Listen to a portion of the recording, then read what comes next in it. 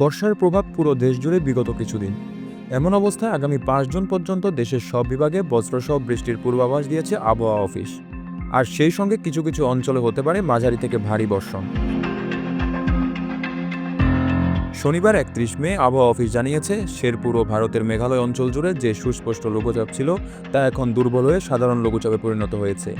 এটি ধীরে ধীরে উত্তর বা উত্তর পূর্ব দিক থেকে সরে যেতে পারে এবং আরও দুর্বল হয়ে যাবে।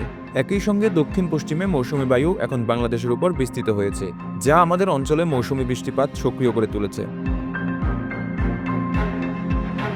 উত্তর বঙ্গোপসাগরে এই মৌসুমী বায়ু রয়েছে মাঝারি শক্তিতে, যা বৃষ্টিপাতের গতি প্রকৃতিতে গুরুত্বপূর্ণ ভূমিকা রাখছে। আগামীকাল রোববার ১ জুন সকাল পর্যন্ত রংপুর, ময়মনসিংহ, চট্টগ্রাম এবং সিলেটের অনেক জায়গায় দমকা হাওয়াসহ বজ্রবৃষ্টি হতে পারে। এছাড়া রাজশাহী, ঢাকা, খুলনা এবং বরিশালের কয়েক জায়গায় হালকা থেকে মাঝারি ধরনের বৃষ্টি ও বজ্রসহ বৃষ্টির সম্ভাবনা রয়েছে। এই সময় রংপুর, ময়মনসিংহ, চট্টগ্রাম ও সিলেটের কিছু অংশে মাঝারি ধরনের ভারী বর্ষণও হতে পারে। আর এই বৃষ্টির মধ্যেও দেশের তাপমাত্রা ১ থেকে ৩ ডিগ্রি পর্যন্ত বাড়তে পারে, যা গরমে কিছুটা অস্বস্তির কারণ হতে পারে। ২ জুন সোমবার সকাল পর্যন্ত ময়মনসিংহ, বরিশাল, চট্টগ্রাম ও সিলেট বিভাগের কিছু কিছু জায়গায় দমকা হাওয়ার সঙ্গে বজ্রবৃষ্টি হতে পারে এবং একই বিভাগের কোথাও কোথাও মাঝারি ধরনের ভারী বর্ষণ হতে পারে। এ সময় রাত ও দিনের তাপমাত্রা সামান্য বাড়বে। ৩ জুন মঙ্গলবার পর্যন্ত ময়মনসিংহ, চট্টগ্রাম এবং সিলেট বিভাগের কিছু জায়গায় বজ্রসহ বৃষ্টির পূর্বাভাস রয়েছে। সঙ্গে রংপুর, রাজশাহী, ঢাকা, খুলনা ও বরিশাল বিভাগের কয়েকটি জায়গাতেও বৃষ্টিপাত হতে পারে।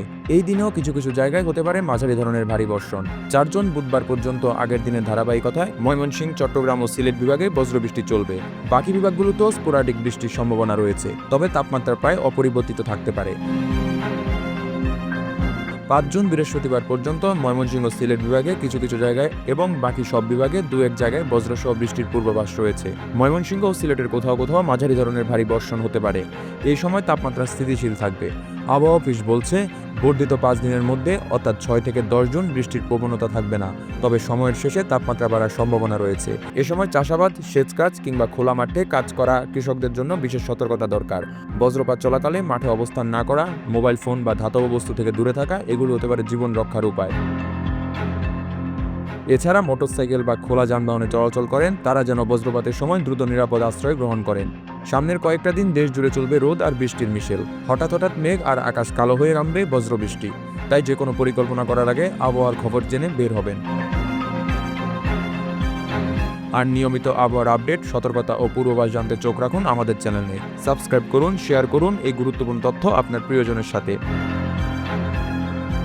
News desk, Bangla flow.